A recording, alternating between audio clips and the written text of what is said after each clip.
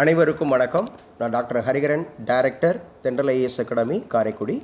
இந்த வீடியோவில் முக்கியமாக நம்ம என்ன பார்க்க இருக்கிறோன்னா, பிஜிடிஆர்பி அப்படிங்கிற எக்ஸாம்ஸுக்கு தமிழ் எலிஜிபிலிட்டி டெஸ்ட் அப்படிங்கிறது 30 கேள்விகள் கேட்பாங்க.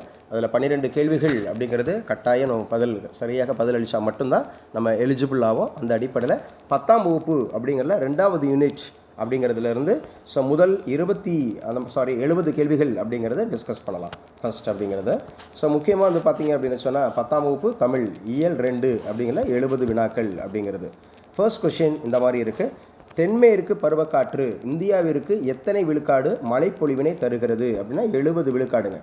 தென்மேற்கு பருவக்காற்று அப்படின்னாவே ஜூன் முதல் செப்டம்பர் வரை அப்படிங்கிறத ஞாபகம் வச்சுக்கணும்.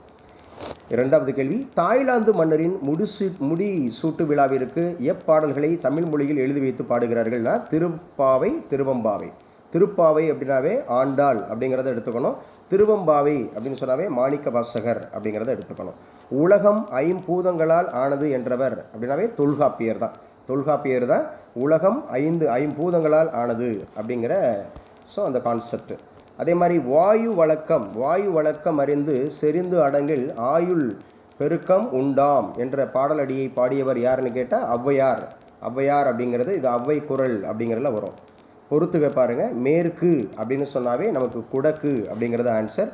வடக்கு அப்படின்னு சொன்னாவே வாடை காற்று அப்படிங்கிறத எடுக்கணும். தெற்கு அப்படின்னாவே தென்றல் காற்று அப்படிங்கிறத எடுக்கணும். கிழக்கு அப்படின்னாவே குணக்கு அப்படிங்கிறத எடுத்துக்கணும். ஸோ ஆப்ஷன் நமக்கு பியில் இருக்குது. Option B. அதே மாதிரி முன்னீர் என்பதன் பொருள் என்ன அப்படின்னு சொல்லி கேட்டிருக்காங்க. முன்னீர் வழக்கம் மகடுவோடு இல்லை அப்படின்னு நம்ம படிச்சிருப்போம். முன்னீர் வழக்கம் அப்படின்னாவே கடல், ஆழி, கடல் அப்படிங்கிறத நம்ம எடுத்துக்கலாம்.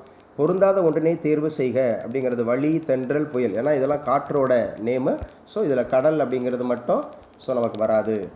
வண்டொடு புக்க மணவாய் தென்றல் என கூறும் நூல் எது அப்படின்னு கேட்டாவே சிலப்பதிகாரம். சிலப்பதிகாரம் தான் இதற்கான ஆன்சர். 9வது கேள்வி பார்ப்போம். பத்மகிரிநாதர் தென்றல் விடுதூது என்ற நூலின் ஆசிரியர் அது பலபட்டடை சொக்கநாத புலவர் அப்படிங்கிறது அதோட ஆன்சர். வழி தொழில் ஆண்ட உறவோன் என குறிப்பிடப்படும் மன்னன் யாருன்னா கரிகாலன். கரிகால் பெருவளத்தான் சோழ மன்னன் கல்லணை கட்டியவர். கரிகார் பெருவளத்தானை புகழ்ந்து பாடிய சங்ககால பெண் புலவர் யார்? மிஸ்டேக் இருக்கு. பாடிய சங்ககால பெண் புலவர் யாருன்னா வெண்ணி குயத்தியார். வெண்ணி குயத்தியார் அப்படிங்கிறது அதோட ஆன்சர். வெண்ணி குயத்தியார் அப்படிங்கிறத ஞாபகம் வச்சுக்கலாம்.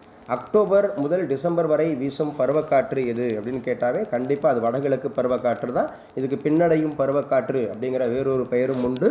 இது இந்த வடகிழக்கு பருவக்காற்றால் அதிக மழை பெறும் மாநிலம் எதுன்னு கேட்டால் நம்ம தமிழ்நாடு அப்படிங்கிறத எடுத்துக்கணும். உலக காற்றாலை உற்பத்தியில் 5ஆம் இடம் பெற்றுள்ள நாடு எது அப்படின்னு கேட்டால் இந்தியா அப்படிங்கிறத எடுத்துக்கலாம். இப்போ அதே மாதிரி இதில் ஒரு ஜிகே கொஸ்டின் இருக்குது. இந்தியா இப்போ பொருளாதாரத்தில் வலிமை பெற்ற நாடுகள் அப்படிங்கிற இடத்துல ஜப்பானை பின்னுக்கு தள்ளி நம்ம 4வது இடத்துக்கு முன்னேறி இருக்கோம். 4ஆம் இடம் அப்படிங்கிறத ஞாபகம் வச்சுக்கணும். இந்தியாவில் காற்றாலை மின் உற்பத்தியில் முதலிடம் வைக்கும் மாநிலம் எதுன்னு கேட்டால் நம்ம தமிழ்நாடு தான். உலகிலேயே அதிக அளவு மாசுபடுத்தும் நாடுகளில் 2ஆம் இடம் பெற்ற நாடு எதுன்னு கேட்டால் இந்தியா தான். இந்தியா அப்படிங்கிறது காற்று அப்படிங்கிறது. உலக காற்று நாள் இது அடிக்கடி கேட்கப்பட்ட கொஸ்டினுங்க. உலக காற்று நாள் அப்படின்னாவே ஜூன் 15. யுனிசெஃப் என்பது சிறுவர் நிதியம் அப்படிங்கிறது. மூச்சு பயிற்சியை உடலை பாதுகாக்கிறது திருமூலர் திருமந்திரத்தில் சொல்லியிருப்பார். திருமந்திரம் அப்படின்னு சொன்னாவே தமிழ் 3000 அப்படின்னு சிறப்பிக்கக்கூடிய நூல். உடம்பை வளர்த்தேன் உயிர் வளர்த்தேனே அப்படிங்கிற சொல்லக்கூடிய வார்த்தை அது ரொம்ப முக்கியம். வண்டொடு புக்க மணவாய் தென்றல் இளங்கோவடிகள் சிலப்பதிகாரத்தில் சொல்லியிருப்பார். இளங்கோவடிகள் அப்படிங்கிறது சிலப்பதிகாரத்தில் சொல்லியிருப்பார். நந்தமிழும் தன்பொருணை நன்னதியும் சேர் பொறுப்பேர் செந்தமிழின் பின்னுதித்த தென்றலே என பெண் ஒருத்தி தூது செல்ல காற்றினை அளித்ததாக பாடியவர் பலபட்டடை சொக்கநாத புலவர் அப்படிங்கிறத ஞாபகம் வச்சுக்கணும். நதியில் விளையாடி கொடியில் தலை செய்தி நடந்த இளம் தென்றலே அப்படின்னு காற்று அப்படிங்கிறத வர்ணிச்சவர் கண்ணதாசன் அப்படிங்கிறத எடுத்துக்கலாம். நனீரு முன்னீர் நாவாய் ஊட்டி. இந்த கேள்வி ரொம்ப முக்கியமான கேள்வி, அடிக்கடி கேட்டிருக்காங்க. இந்த முன்னீர்னாவே நீங்கள் புறநானூறு எடுத்துக்கலாம். வழிமிகின் வழி இல்லை இது புறநானூரில் ஐயூர் முடவனார் அப்படிங்கிறவர் இந்த வரிக்கு சொந்தக்காரர் அப்படிங்கிறத பார்க்குறோம். 24வது கேள்வி, குளிர்சாதன பெட்டி வெளியிடும் நச்சு காற்றுனாவே குளோரோ கார்பன் CFC அப்படின்னு. அதே மாதிரி அதில் வெளியேறும் வாயுன்னு கேட்டாங்கன்னா ஃப்ரீயான். ஜிகேல ஃப்ரீயான் அப்படின்னு கேட்பாங்க. தாய்லாந்து மன்னர் முடிசூட்டு விழாவில் திருப்பாவையும் திருவம்பாவையும் பாடுறாங்கன்னு சொன்னாங்கல்ல, அதை யார் குறிப்பாக உணர்த்தியிருக்காங்கன்னா தனிநாயகம் அடிகள் அவர் தான் சொல்லியிருக்காரு.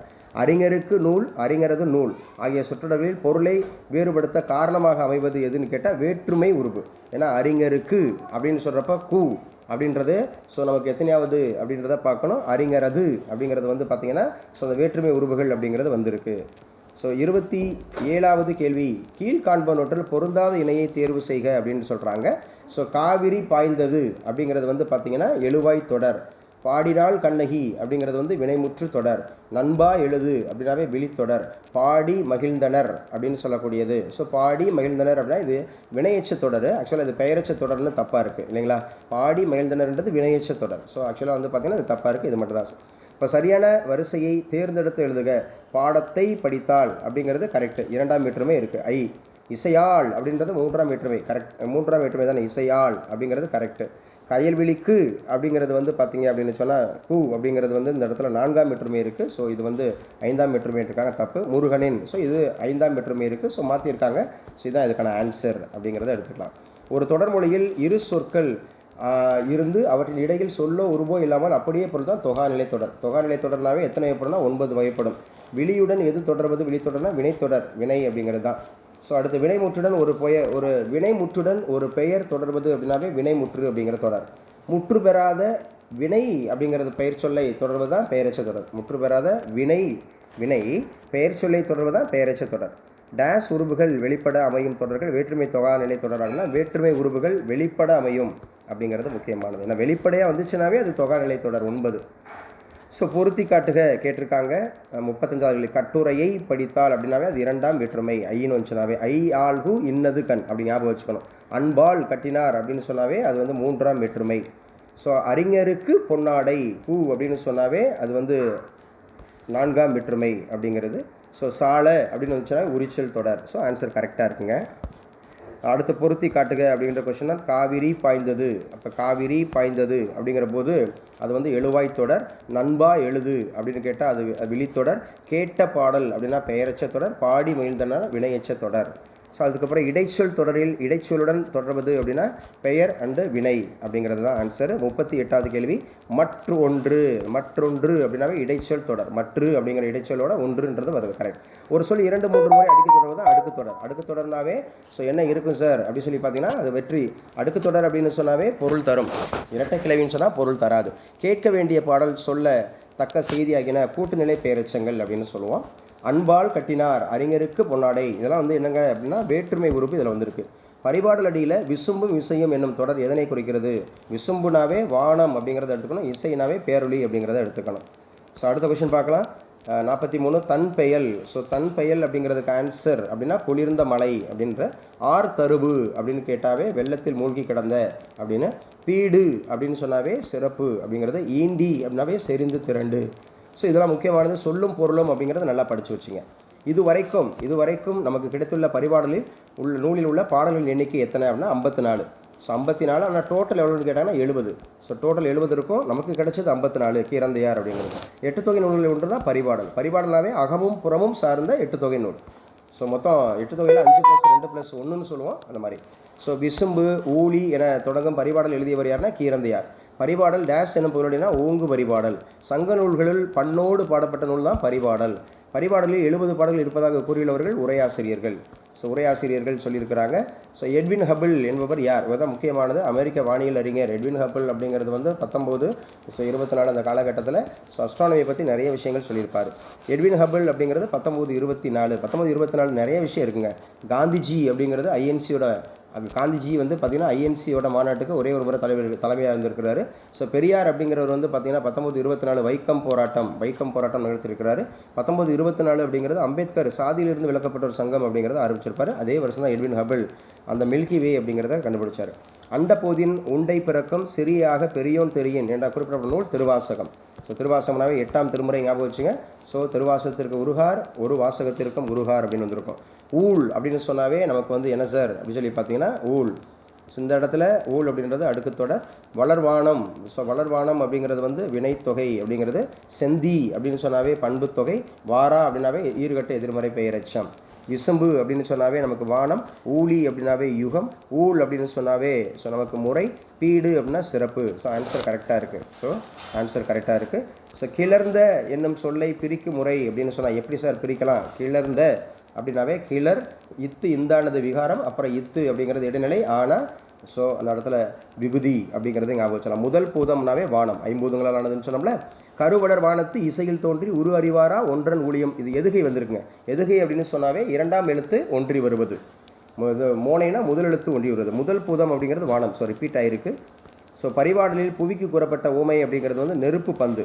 பரிபாடலில் புவிக்கு எது சொல்லியிருக்காங்கன்னா நெருப்பு பந்து. ஸோ விசும்பில் ஊழி ஊழ் செல்ல. ஸோ இது மோனை வந்திருக்கு. மோனைனாவே முதல் சொல் ஒன்றி வருவது. ஸோ 61 விசும்பில் ஊழி. ஸோ விசும்பு அப்படின்னாவே வானம் அப்படிங்கிறத எடுத்துக்கணும். விசும்பு ஊழ் செல்ல அப்படின்னா யுகம். ஊழி அப்படின்னாவே யுகம்னு எடுத்துக்கணும். 1300 ஆண்டுகளுக்கு முன் திரு அண்டப்பகுதி பற்றி கூறியவர் மாணிக்கவாசகர் 1300 ஆண்டுகளுக்கு முன்பாகவே சொல்லியிருக்கிறார். தன்பெயல் தலையிய ஊழியும் இதில் குளிர்ந்த மலை என்னும் பொருள் தரது தன்பெயல் அப்படிங்கிறது தான் குளிர்ந்த மலை.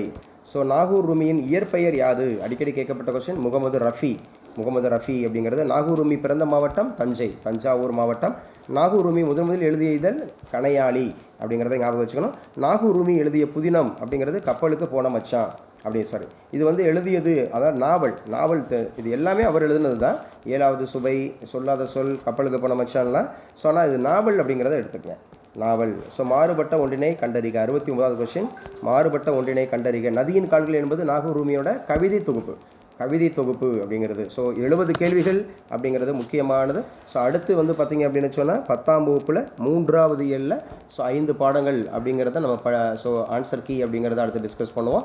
ஸோ தொடர்ந்து நம்முடைய தென்றல் ஐஏஎஸ் அகாடமி அப்படிங்கிறதுல தொடர்ந்து பாருங்கள். ஸோ பிஜிடிஆர்பியில் கண்டிப்பாக உங்களுக்கு வெற்றி உண்டு. Thank you so much.